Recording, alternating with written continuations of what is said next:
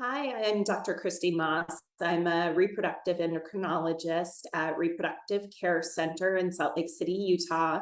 We have branches in Clearfield, Utah, as well as Sandy, Utah, covering the whole valley. And I'm here today to talk to you briefly about IUI, talk about that being different from IVF and who might be a good candidate for what, and a little bit about outcomes and statistical probabilities. If you talk about nature with a standard ejaculation, sperm has to swim from the top of the vagina through the cervix and cervical mucus into the uterus, and then find a fallopian tube opening and swim to the far end of the fallopian tube to meet the egg. That meeting then travels back down over the next about a week, 5 to 7 days, where the embryo hits the uterus and hopefully implants and pregnancy ensues. So IUI stands for intrauterine insemination. This is when we take sperm, we prepare it by washing the slow or dead sperm out of the specimen, and then we take it and we have a thin little catheter and put it at the top of the uterus. And what this does is it reflects basically like a cheating head start to get out to the far end of the fallopian tubes where it's meeting the egg. We time an intrauterine insemination for when an egg is expected to be ovulated. Interestingly, sperm can live in the reproductive tract for up to a week, whereas the egg only lives for 24 hours. So we really want that sperm ready and waiting for the ovulation of the egg. We either time it with a trigger shot, that'll be your Ovidril or your Novaril or Pregnil. It's essentially an HCG trigger shot mimicking your LH surge from your brain. And then 2 days after that trigger shot is when we would normally do an intrauterine insemination. If you are monitoring via ovulation predictor kits, the urine turns positive for the LH surge about a day after your blood is positive for the LH surge. So we actually do the insemination the following day instead of 2 days later. With that, it's the 2 weeks wait. It's the hardest part of the whole process. The nice thing about Reproductive Care Center and doing an IUI with a reproductive endocrinologist is that we actually assess the total motile sperm count that is being placed at the top of the uterus to make sure it's adequate to get thousands of sperm out and around that egg so that they can get one sperm into the egg. The candidates for this type of procedure include people that have at least one fallopian tube open and have adequate sperm numbers for this. So if sperm counts are really low, we're doing a semen analysis and we're only seeing 1 million or 5 million sperm total in the ejaculated specimen, IUI is probably not a good option. And clearly, if both tubes are blocked, there's not a passageway for sperm and egg to meet. So it doesn't matter how many eggs or how many sperm you have and how great they are. If they can't meet, you're not going to create a pregnancy. And then we also do this for other individuals where sperm is not a part of their relationship, either male factor infertility or people that are single or in same-sex relationships that do not involve sperm. And we can use this with donor sperm. This could be frozen donor sperm, or it could be fresh specimen from a partner if that partner exists. Statistically, we're looking at somewhere between a 5 to 15% chance of success per month. If this is going to work for someone, usually it's working within the first 3 to 4 cycles where we are ovulating eggs and sperm numbers look good. After that, your statistical probability is falling off significantly, and usually you should sit down with your reproductive endocrinologist. We talk about the pros and cons of whether or not we're doing other cycles of IUI or whether or not we're upping the ante and doing some more advanced technology like IVF. So IVF can be threefold in its treatment. It can be aimed to help you achieve pregnancy now. Unfortunately, sometimes it can be diagnostic where we uncover or learn something that we didn't know when we were looking from the outside in trying to do treatment. And then it can also be fertility preservation for people that are looking to have more than one child. If you have surplus embryos in the freezer, those can be taken out and transferred into the uterus when you're ready to achieve another pregnancy. Now let's talk a little bit more about IVF, where you take self-administered injections just under the skin for a duration of about 2 weeks.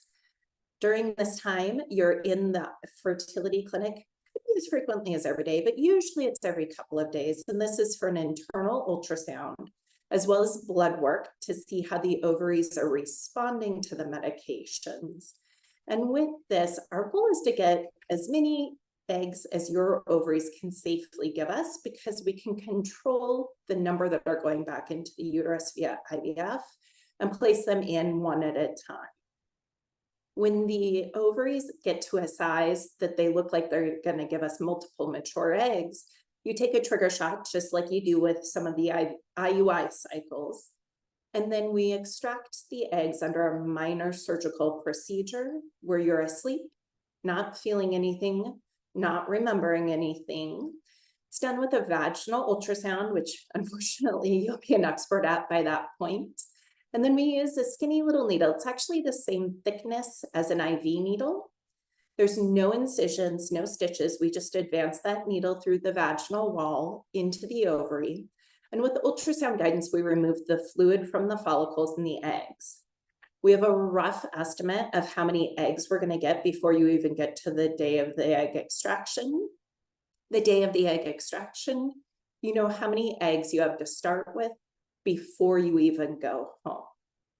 Depending on the sperm quality and the sperm source, we will either put sperm around the eggs with their supporting cells. It's called the cumulus oocyte complex, or we'll clean the supporting cells off and inject a single sperm into each of the eggs. We call the next day to let you know how many fertilize, and then we grow them to a stage called the blastocyst. This is an embryo that could be transferred into the uterus. It's a stage of embryo that could either be frozen for future use or biopsied from the area that becomes the placenta and then frozen for use. These are frozen in time. So whether or not you come back to use them in a day, a week, or a decade, they have the reproductive potential of the age of the sperm and egg at the time they were created. IVF is different. It completely bypasses the joining or meeting of sperm and egg in the fallopian tube. This is good for people that have failed IUIs, for people with really low sperm numbers, for people that have no fallopian tubes or damaged tubes, or if you're using third-party reproduction and let's say you need a gestational carrier. Sometimes for families that want to expand their family by multiple children, we're looking at IVF as an initial step, especially if there's advanced reproductive age in the egg source, because we know when you achieve pregnancy, you're going to be pregnant for almost a year.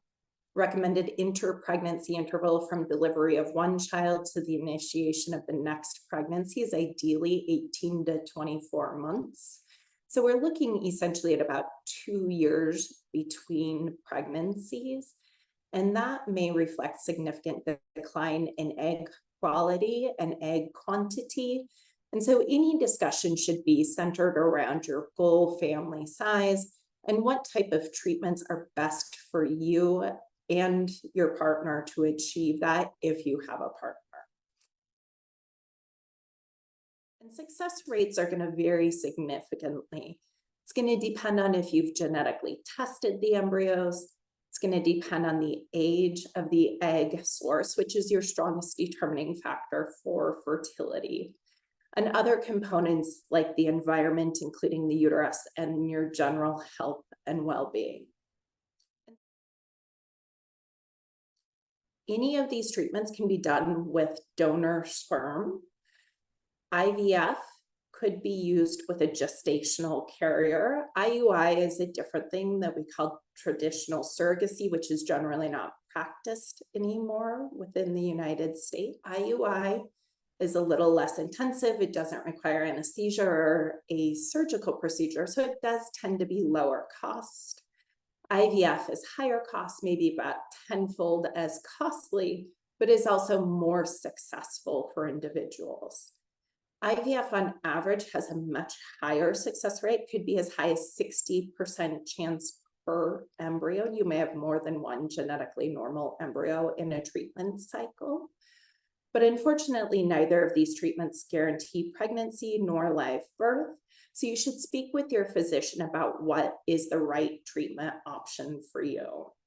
And again, if you have questions about any of these treatments, please reach out. We're happy to answer anything we can, assess you, and figure out what the right answer is for you to help you grow your family here at Reproductive Care Center. Looking forward to seeing you soon.